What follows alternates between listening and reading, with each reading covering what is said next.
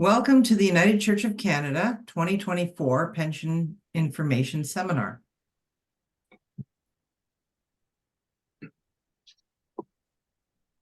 So before we begin with specifics, there are two different kinds of pension plans, two main types of pension plans. And one is a defined contribution plan. That is something that is very similar to an RRSP. Money goes into an account, and when you're ready to receive an income from it, when you retire usually, you begin using that money to create an income. You don't know how much that income will be. It's whatever that pot of money can provide. Now, that's not what we have here at the United Church. So we have a contributory defined benefit plan. So it's contributory, meaning that you and the employer put money into it. And it's a defined benefit plan, meaning that the benefits are defined and they're based on a formula which is known. And we can tell you what the formula is. I will be telling you that later on in the presentation. So it gives you an idea of what you can look forward to when the time comes to retire.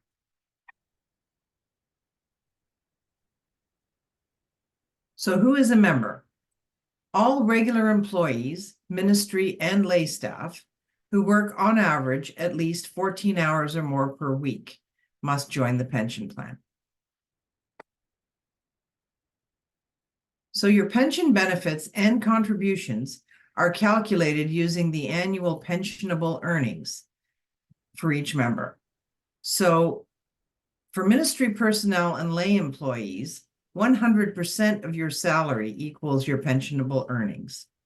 If you happen to be ministry personnel who lives in a manse, then 140% of your salary is used to calculate your pensionable earnings. Members contribute 6% of pensionable earnings, and employers contribute 9% of pensionable earnings on behalf of each eligible employee. Now, calculating your retirement benefits. Each year, you earn a percentage of pensionable earnings as a pension credit. That percentage has changed periodically over the years as follows. 1.4% from 2013 to 2019. In 2020, it was 1.85%. In 2021, it was 1.625%. And in 2022 through 2024, it is 1.85%. Unless another pension increase can be granted, which the pension board will consider at the end of the year, it will go back to 1.4% in 2025, which is the base rate. The United Church uses a career average pension plan calculation. As your pensionable earnings change, so do your contributions and your employer's contributions to the pension plan on your behalf. You may contribute to the pension plan up to age 71, as long as you are still working for the United Church. We're going to give you an example now of a member and how their pension would be calculated. So introducing Reverend Jay. Jay's pensionable earnings are $60,000 per year. Now, there's a lot on this slide, but we're trying to show you what happens over a 10-year period. For easy figuring, let's assume Jay's salary remains constant, which it wouldn't in real life. But we're going to show the upper part of the slide shows the different accrual rates that were applied from 2020 through 2024.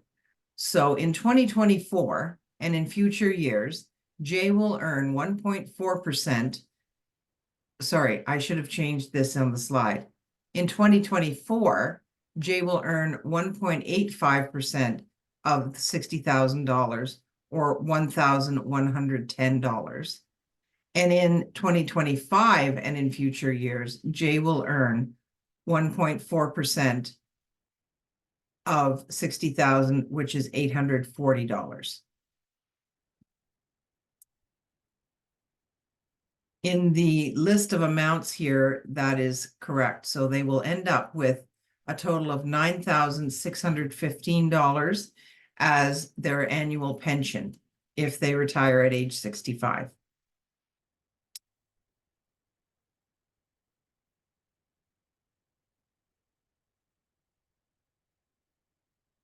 If Jay retires after working for 10 years, the pension credits would add up to $9,615. They will receive an annual pension of that amount every year for the rest of their life. It doesn't change.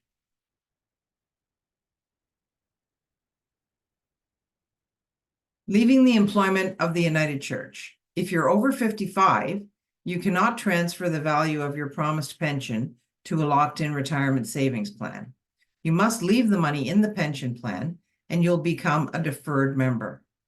If you're under 55, you can leave your money in the pension plan or transfer it to a locked-in retirement savings plan.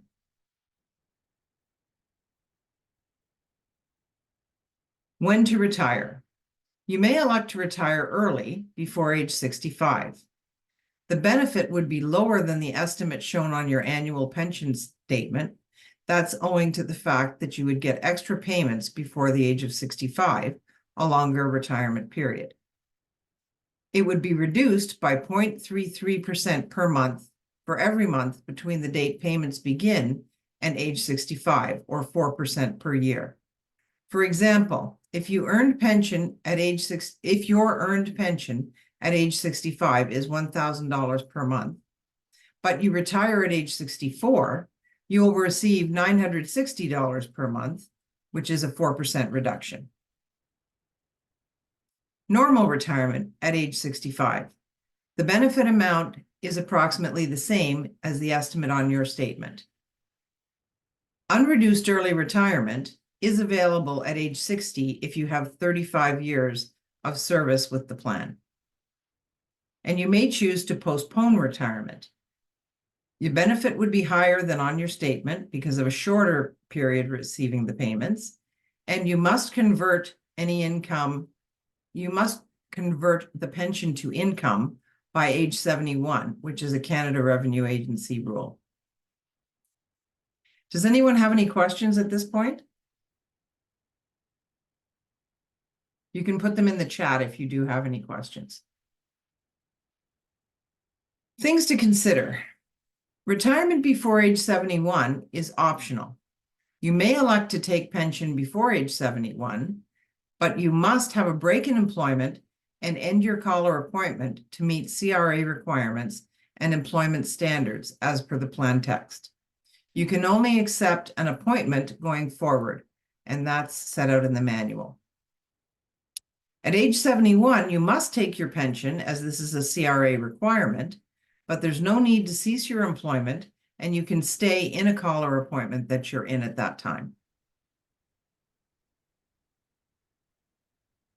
Your pension is part of the three-legged stool. Personal savings, RRSPs, etc., are one leg of that stool.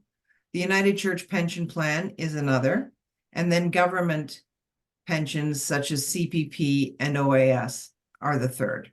They all go together to provide you with a retirement income.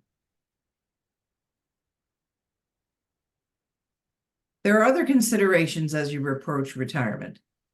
How will you live into retirement? How can you stay involved in your community? And what new activities would you like to try? The Office of Vocation offers a course for ministry personnel who are approaching or living into retirement entitled Boundaries Refresher, Retiring with Grace.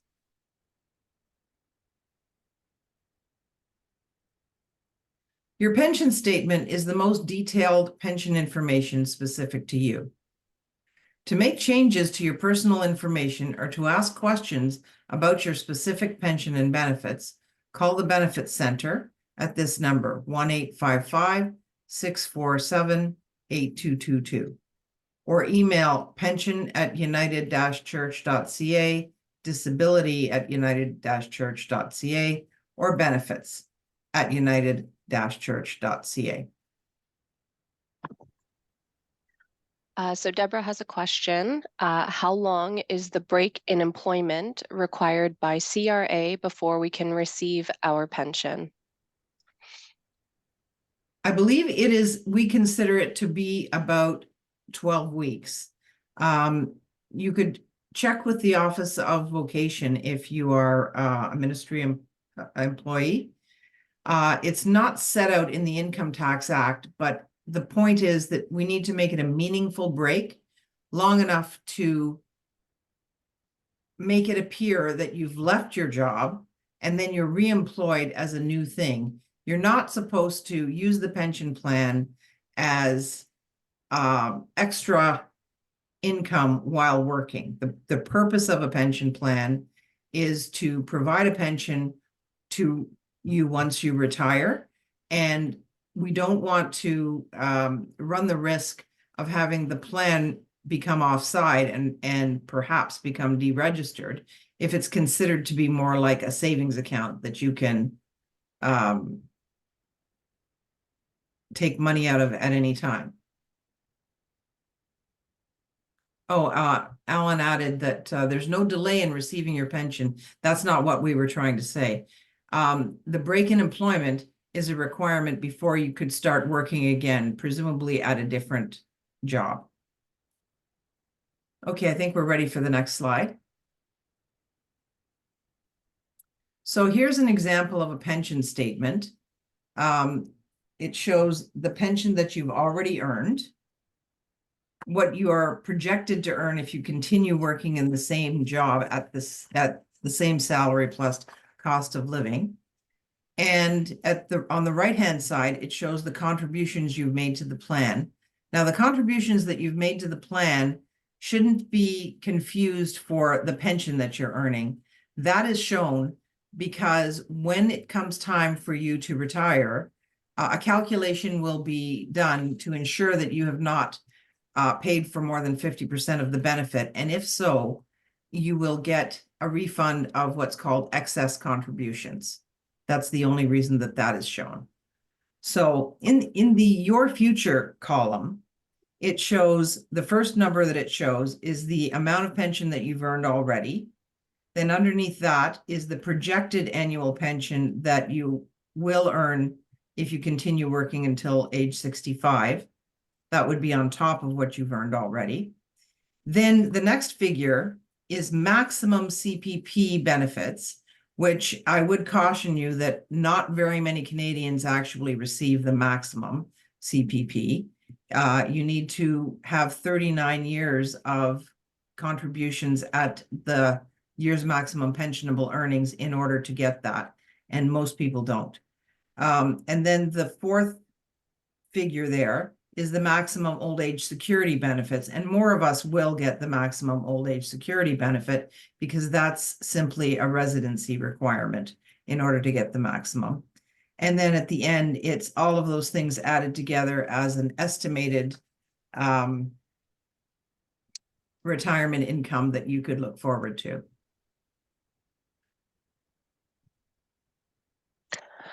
There is, pardon me, there is a question and a comment from Darrow in the chat. Okay, so we are certainly doing everything we can to avoid delays in setting up your pension. No one is saying that you will not get paid for 3 months. You should contact the pension group 3 months in advance in order to give time to have your pension set up by your retirement date. And there's no 3-month delay planned for the beginning of your pension. The break in employment that we were talking about is a different issue.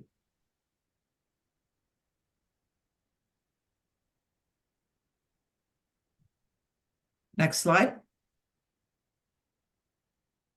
So a bit about Canada Pension, which I alluded to earlier. In October 2023, the average monthly amount received by new recipients starting their pension at age 65 was approximately $758.32. For 2024, the maximum monthly amount you could receive if you start your pension at age 65 is $1,364.60. That assumes that you have contributed for at least 39 years. Next slide. You may have heard of the CPP enhancement. To be honest, it's something that will not benefit people who are close to the end of their careers very much, because in order to fully benefit from it, we would have to be about 18 now to pay into it for the full duration of our careers. And for most of us, I think that we're nearing retirement, so that really won't be the case. The one thing you may notice is that for the coming year, there's the year's additional maximum pensionable earnings. So if you're a person who earns more than the year's maximum pensionable earnings, which is $68,500, once you had made the contributions on that amount, it would stop coming off your pay. Now that this year's additional maximum pensionable earnings applies, it would take longer for that to stop coming off your pay. And unless you make more than $73,200 in 2024, it would not stop at any point during the year. You would continue with those contributions for the entire year. Next slide. Okay, so normal forms of pension. If you have a spouse, the normal form is a joint and survivor pension 2/3. So that means that with a 5-year guarantee. So that means your spouse would continue to receive a pension after you die worth 2/3 of the amount that you were getting prior to your death. That is, if you pass away after the guarantee period has elapsed. If you were to die during the guarantee period, there would be no reduction until the end of that guarantee period, and then your spouse would begin to get 2/3 of what you had been receiving. If you don't have a spouse, the normal form is a single life annuity guaranteed 15 years, because you don't have a joint annuitant to base the pension on. Next slide. For members with a spouse, there are optional forms of pension, such as the joint and level survivor with a 5-year guarantee. That means that there would be no reduction to your spouse, no matter how long they live. If you die first, they continue to get the 100% for the rest of their life. The 5-year guarantee period relates to the fact that if both of you were to die before the end of the 5-year guarantee period, there would be a guarantee of at least the remainder of those 60 payments to your beneficiary or estate. The amount with this optional form is slightly less than the estimate shown on your statement, because it's a measure of protection for your spouse, and they would get a better benefit after your death. So to pay for that sort of insurance, it reduces the amount that you would receive from the outset. The other option, which is the same thing, it's additional protection for your spouse and your family, is to have a longer guarantee period of 10 years rather than 5. And again, you would start off getting a lower amount than what is shown on your statement. After the guarantee period, your spouse would continue getting 2/3 of the amount that you had been getting. And the other option for a person with a spouse, if the spouse signs a waiver, is a single life annuity guaranteed 15 years, which means the benefit amount would be the same as what is shown on your statement, 100% of your total pension credits. And there would be a 15-year guarantee, which means if you were to die within that 15-year period, the remainder of the 15 years worth of payments would go to your spouse or beneficiary. But your spouse must waive their right to a joint and survivor pension in order to take that form of pension. Now, the guarantee period is a measure of protection, as I mentioned, for you and your beneficiaries. It's a minimum number of payments that must be made to you and your beneficiaries, even if you die soon after your pension begins. If you are still living when the guarantee expires, nothing happens. Your pension continues for as long as you live, which means it's a life annuity, and also for as long as your spouse at retirement lives, which is a joint life annuity. As long as one of you is alive, the pension continues.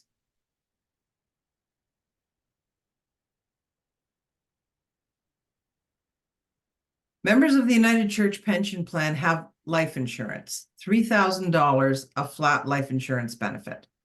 They have access to pensioner health and dental, and the premiums would be deducted from the monthly pension. The 2023 premiums were $88.79 for single and $179.09 for family. Next slide. Post-retirement benefits. You may participate in the group benefits for pensioners plan once your pension payments commence if you terminate service with the United Church at or after age 55, and you receive an immediate or deferred annual pension from the church that is greater than 5% of the YMPE, the government of Canada's year's maximum pensionable earnings, and you had group insurance coverage at termination. Participation is optional. There are 3 options for pensioner health and dental. Participate, which is an irrevocable decision. Decline, which again is an irrevocable decision. That means you don't participate and you cannot change your mind later. Or waive, if you will have coverage under another employer's plan, perhaps via your spouse, you can participate in the United Church's plan in the future if you lose that other coverage. To make affordable health and dental coverage available to pensioners, vision care is not covered. There's no semi-private hospital coverage, and only travel within Canada is covered. Reimbursement levels, maximums, and annual lifetime maximums change. Carefully review the benefits for pensioners summary, and for specific questions, call Green Shield. There is a question in the chat and it says, does that coverage happen when you start paying, or is it only after you fill the forms due within 90 days? You would have to fill in the forms, and it would start coming off your pension when your first payment is made. So from your retirement date on, or the date that your pension starts, is when your coverage would kick in.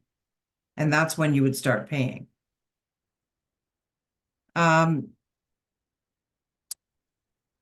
was saying also in the chat that they were told to apply 4 months in advance for their pension rather than 3. And Alan is kindly providing some information, saying that post-COVID, we were managing a backlog of calculations, but it was not months. In some instances, the member did not return their elections or had not advised that they had not received the paperwork. 3 months is the required notice period to do calculations, send material out, get material back, and activate the pension payroll. So if you don't give the team enough time to get your payments ready by the time your retirement date rolls around, there may be a delay in starting your pension. So maybe we're ready for the next. Oh, my spouse is in the plan. Does my waiving change her premiums? If your spouse is in the retiree plan, you could have coordination of benefits, but you may, it wouldn't change her premiums. You may decide that you both don't need to be paying for the plan, and just go with the coverage from one, as long as it's family coverage. Okay, next slide. Laura also had a question. Is the health plan coverage cost a monthly cost? Yes.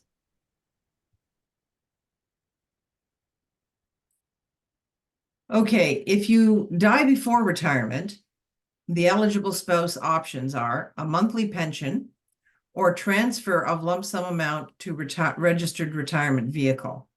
Transferring the lump sum equals the end of your membership, which means no access to pensioner health and dental coverage. If you die after retirement, spousal benefits are based on the pension options you chose at the time of retirement, and your spouse may continue with the health and dental coverage if they so choose, if you had that. Sharon asks, with the government covering dental of seniors, how does that affect coverage? We haven't changed our plan.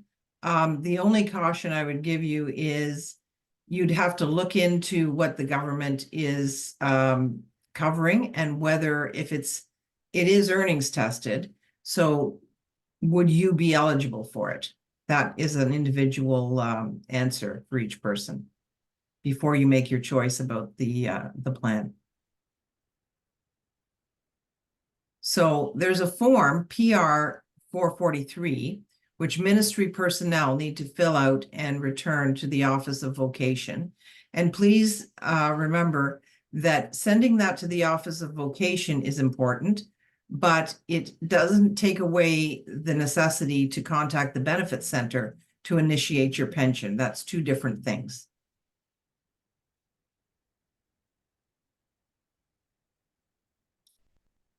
TELUS Health has launched an online wellness website, workhealthlife.com.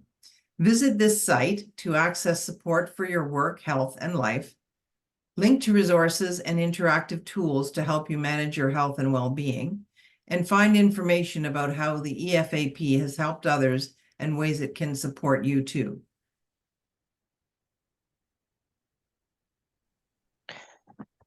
There is a follow-up question from Sharon saying it is also dependent on not having other coverage. Does this mean that if I join the UCC plan, I lose the government dental?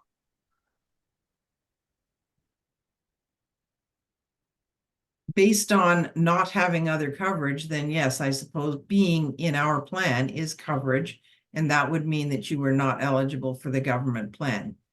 So if you haven't yet joined the UCC plan and you haven't yet retired, then you may think about that if you are eligible for the government plan. Benefit Center site.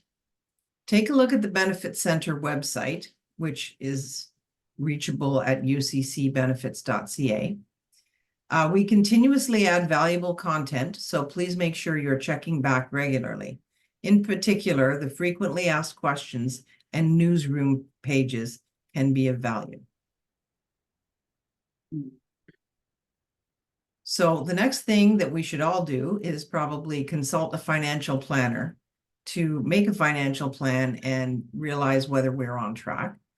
6 months before your retirement date, contact Service Canada to start if you so choose to start your CPP and your old age security, and 3 or perhaps 4 months before the retirement date, but 3 is the standard.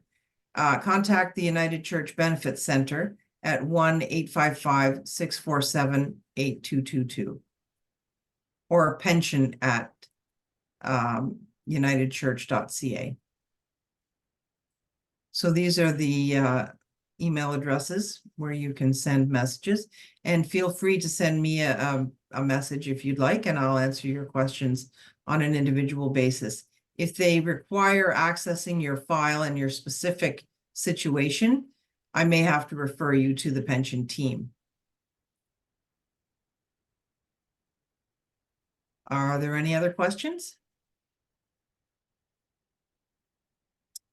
So someone's saying, after giving notice to the supervisor and contacting pensioner benefits, lay employees get forms needed from pension.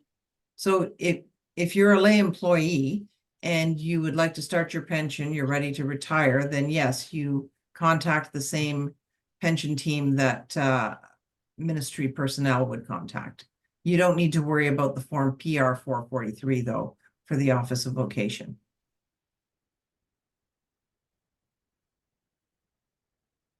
Are there any other questions?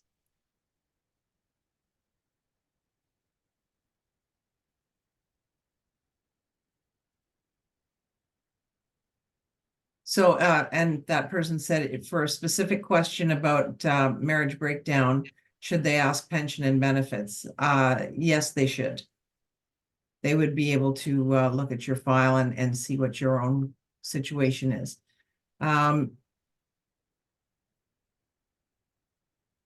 This person is saying in those first 3 months after retirement, I guess they must be a minister. Can they do weddings or funerals that are not associated with a church? Well, I believe that you need to have Alan's here, I think, and he'd be better to answer that. But I think that you need a license, perhaps then a special purpose license to perform weddings. I don't know about funerals. That's not a pension question, so that's not something I can really help with. And how soon does the PR 443 form need to be sent in? I would say that as soon as you have advised that you are going to retire and your employing church knows, you should send in the PR 443 form so that they can make arrangements. And some people are answering the question about doing weddings and funerals, so. Anyone And can do a Kathleen, funeral. You need to be licensed provincially by the regional council with all courses up to date and some connection to a church, usually to do weddings. And someone else said it depends on your regional council regarding weddings. and there was another question from Kathleen. She said, I assume break in employment includes pulpit supply in a different pastoral charge? Well, there's the spirit of the law and then there's the letter of the law. If it's in a different pastoral charge, I suppose that's not as close to just remaining employed. So I would assume that's not as bad. It's better to truly take a break. But there's no hard and fast rule.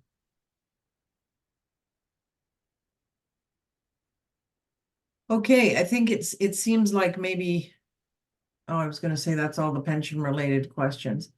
If retirement date is November 1st, for example, when do you get your first pension payment? Well, if your retirement date is November 1st, that means your last day worked would be October 31st or whatever the business day would be. Then your pension payments should be payable for November, which would be November 1st. If things are in place in time, if you've sent in your paperwork in time. Another person is saying that they're not yet 65, but if ending a pastoral relationship but not wanting to take pension yet, can I continue to pay into my pension? And if so, how? Well, if you're in search of a call, you could choose to continue to contribute. That's why they say they could be on leave for up to 5 years. Yes, that's being in search of a call. And would need to update the coursework to resume working. Well, yes, that's true. So yes, you would have to, but you would have to make both contributions. So that's more of a specific question maybe, so it wouldn't be a bad thing to send an email. You could send me an email and I'll look into it for you, or you could send it to the pension team.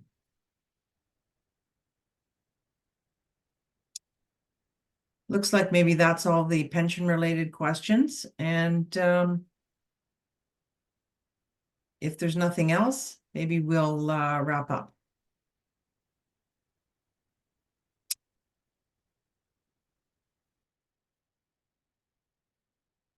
Okay, I think that's it. So don't hesitate to send me an email if you have other questions. And thank you for attending.